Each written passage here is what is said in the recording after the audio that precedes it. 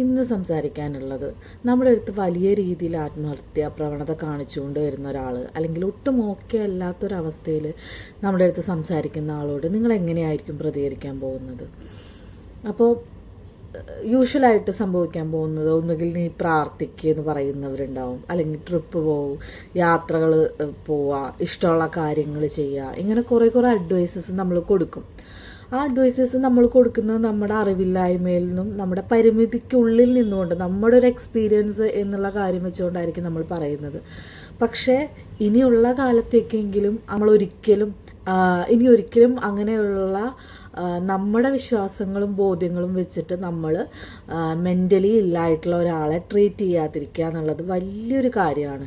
കാരണം നമ്മളിപ്പോൾ ക്യാൻസർ ആയിട്ടുള്ള ഒരാളെ കണ്ടു കഴിഞ്ഞാൽ, അല്ലെങ്കിൽ ഹാർട്ട് പേഷ്യൻസിനെ കണ്ടു കഴിഞ്ഞ് കഴിഞ്ഞാൽ, അതിന് ചികിത്സിക്കുന്ന ഡോക്ടർമാരെ നമ്മുടെ അറിവിൽ നിന്നൊക്കെ അത് ആ ഡോക്ടർ നല്ലതാണ് കേട്ടോ, അപ്പോൾ നിങ്ങൾ അവിടെ ചെന്ന് കാണുക, ഇവിടെ ചെന്ന് കാണുക, ഇത്തരത്തിൽ ഒരുപാട് തരത്തിൽ നമ്മൾ അവരെ അഡ്വൈസ് ചെയ്യാറുണ്ട്. പക്ഷേ മെൻ്റൽ ഹെൽത്തിൻ്റെ കാര്യത്തിൽ വരുമ്പോൾ അറിവില്ലായ്മ കൊണ്ട് സംഭവിക്കുന്നതാണ്, തീർച്ചയായിട്ടും അറിവില്ലായ്മ കൊണ്ട് സംഭവിക്കുന്നതാണ്. നമ്മൾ ഇതുപോലുള്ള ഒരുപാട്, അല്ലെങ്കിൽ നമ്മൾ ഇൻവാലിഡ് ആക്കാറുണ്ട്.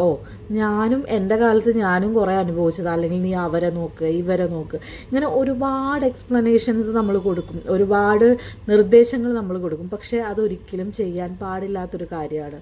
വളരെ നോർമലൈസ് ചെയ്യപ്പെടേണ്ട കാര്യമാണ്. മെൻ്റലി ഇല്ലാണെങ്കിൽ ഒരു സൈക്കോളജിസ്റ്റിനെ, അല്ലെങ്കിൽ അവിടെ നിന്നും പിന്നീട് സൈക്കാട്രിസ്റ്റിനെ കാണിക്കുക എന്നുള്ളത്, നമ്മൾ പനിക്ക് ഡോക്ടറെ കാണിക്കാൻ പോകുന്നത് പോലെ, അല്ലെങ്കിൽ നമ്മുടെ ബോഡിയിലെ മറ്റേത് പാർട്ടിനും നമ്മൾ ബുദ്ധിമുട്ട് സംഭവിച്ചാൽ നമ്മൾ ഡോക്ടറെ കാണാൻ നിർദ്ദേശിക്കുന്നത് പോലെ തന്നെ, നമ്മൾ ഒട്ടും ഓക്കെ അല്ലാത്ത, മെൻ്റലി ഒട്ടും ഓക്കെ അല്ലാത്ത ഒരാളെ നമ്മൾ ഏറ്റവും ആദ്യം ചെയ്യേണ്ടത് അയാൾ പറയുന്ന കാര്യങ്ങളെ ഇൻവാലിഡ് ആക്കലല്ല, അയാൾ പറയുന്ന എല്ലാ കാര്യങ്ങളെയും മനസ്സിലാക്കിക്കൊണ്ട് തന്നെ, അയാൾ പറയുന്ന കാര്യങ്ങളെ വാലിഡ് ആക്കിക്കൊണ്ട് തന്നെ അതിന് ചികിത്സിക്കാൻ കഴിയുന്ന ഒരാളുടെ അടുത്തേക്ക് അയാളെ റെഫർ ചെയ്യുക, അല്ലെങ്കിൽ അയാളെ അതിന് കൺവിൻസ് ചെയ്യുക എന്നുള്ളതാണ് ഇനിയുള്ള കാലത്തെങ്കിലും നമ്മൾ ചെയ്യേണ്ടത് എന്നാണ് ഇന്ന് പറയാനുള്ളത്.